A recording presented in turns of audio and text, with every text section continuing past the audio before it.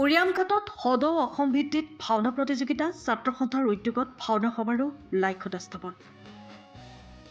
সৰুপথাৰ সমজিলাৰ অন্তৰ্গত উৰিয়ামঘাট সীমান্ত আঞ্চলিক ছাত্ৰ সন্থাৰ উদ্যোগত আৰু অঞ্চলবাসীৰ সহযোগত অহা ২৩ ডিচেম্বৰৰ পৰা ৩০ ডিচেম্বৰলৈ উৰিয়ামঘাটত সদৌ অসম ভিত্তিত ভাওনা প্ৰতিযোগিতা অনুষ্ঠিত হ'ব।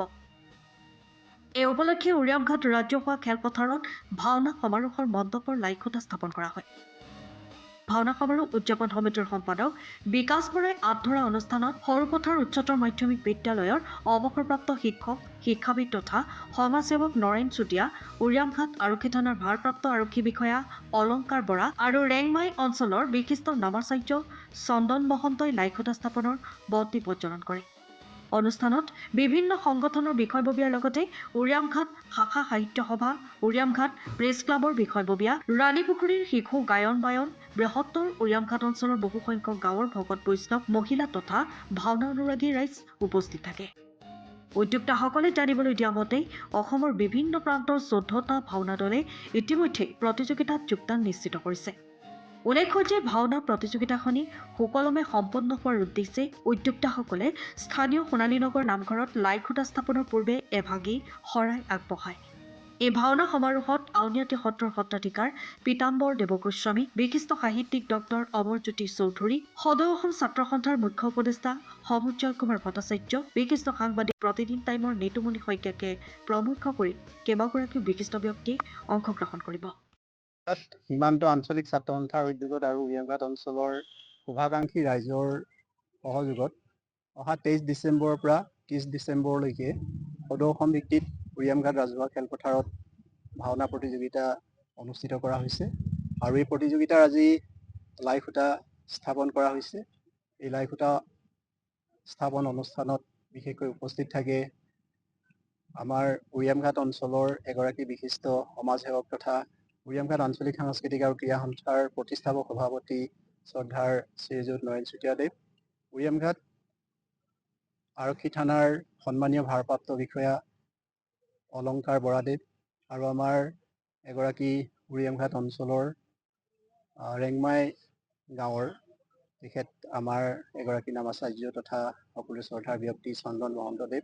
ইয়াৰ উপৰিও আজি অনুষ্ঠানত বিভিন্ন ছাত্ৰ সংগঠনৰ বিষয়ববীয়া তথা অঞ্চলবাসী, বিভিন্ন পুৰুষ মহিলা তথা ৰাইজ উপস্থিত থাকে আৰু আমি এই লাইখুটা স্থাপন অনুষ্ঠানৰ প্ৰাক মুহূৰ্তত আমাৰ স্থানীয় সোণালীনগৰ গাঁৱত অনুষ্ঠানটো সফলভাৱে ৰূপায়ণ হ'বৰ কাৰণে এখনি শৰাই আগবঢ়োৱা হৈছে আৰু আমি এতিয়ালৈকে আমাৰ এই প্ৰতিযোগিতাত অসমৰ বিভিন্ন প্ৰান্তৰ ১৪টি নাট্য দলে যোগদান নিশ্চিত কৰিছে আৰু আমি আশা কৰিম আমাৰ অঞ্চলটোৰ সমূহ ৰাইজে এই অনুষ্ঠানটি সুচাৰুৰূপে পৰিচালনা কৰাত আমাক সকলো ক্ষেত্ৰতে যাতে সহায় সহযোগ তথা দিহা পৰামৰ্শ আগবঢ়ায়।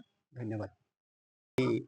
উৰিয়ামঘাট আঞ্চলিক ছাত্ৰ সন্থাৰ উদ্যোগত সমূহ ৰাইজৰ সহায় সহযোগত প্ৰথমবাৰৰ বাবে সদৌ অসম ভাওনা প্ৰতিযোগিতা ইয়াত অনুষ্ঠিত কৰিবলৈ আয়োজন কৰি পেলাই আজি লাইখুটা পুতাৰ যি প্ৰথম আৰম্ভণি তাত সমবেত হৈ আমাৰ যিটো অনুভৱ হৈছে তাৰ কাৰণে আমি সমূহ উপস্থিত থকা ভকত বৈষ্ণৱ আই মাতৃসকল সকলোকে মই শ্ৰদ্ধা জনাইছোঁ আৰু সুখী হৈছোঁ এইকাৰণেই যে আমাৰ এই সীমান্তৱৰ্তী অঞ্চলটোত আমি বিভিন্ন জাতি জনগোষ্ঠী লোক ইয়াত একত্ৰিত হৈ আছোঁ।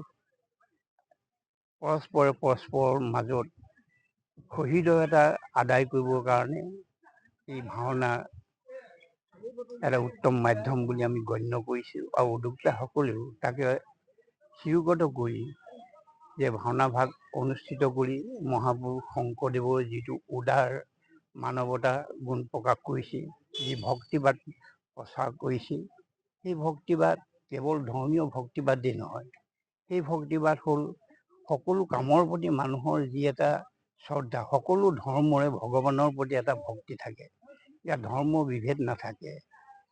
গতিকে ইয়াৰ নীতি নিয়মৰ বিভেদ থাকিব পাৰে, ধৰ্ম বিভেদ নাথাকে। সেয়েহে আমি অনুভৱ কৰোঁ যে তেখেতৰ যিটো আদৰ্শ সেই আদৰ্শ প্ৰচাৰ কৰিবৰ কাৰণে সমকালীনভাৱে শংকৰদেৱৰ যিটো ভাওনা সংস্কৃতি, সেই ভাওনা সংস্কৃতিয়ে উত্তম মাধ্যম বুলি গণ্য কৰিছে। আৰু আমি ভাবোঁ ইয়াৰ দ্বাৰা আমাৰ এই অঞ্চলটোত শান্তি সম্প্ৰীতি বিৰাজ কৰিব, সকলো সুখে শান্তিৰে বসবাস কৰিবৰ কাৰণে ইয়াত নিশ্চয় প্ৰেৰণা দিব। আৰু এই ভাওনা কৰি ৰাখিব পাৰিব লাগিব। বৰ্তমানে ভাওনাৰ বিকৃত এটা ৰূপ আমি দেখিবলৈ পাই দুৰ্ভাগ্যজনক বুলি ভাবোঁ। তথাপি আমি আশাবাদী যে ইয়াক বিশ্লেষণৰ মাজেদি নিশ্চয় ইয়াক গুৰুজনাৰ যিটো স্থিতি, যি উদ্দেশ্য লক্ষ্য ভাওনা উদ্ভাৱন কৰিছিল, সেইখিনি নিশ্চয় অটুট ৰাখিবলৈ আজি সমাজ, বিশেষকৈ নতুন প্ৰজন্মই ইয়াত আগভাগ ল'ব বুলি মই আশা কৰিছোঁ। ব্যুৰো ৰিপৰ্ট, টাইম অফ আছা। সময়ৰ খবৰ সময়ত পাবলৈ ফ'ল' কৰক টাইম অফ আছা।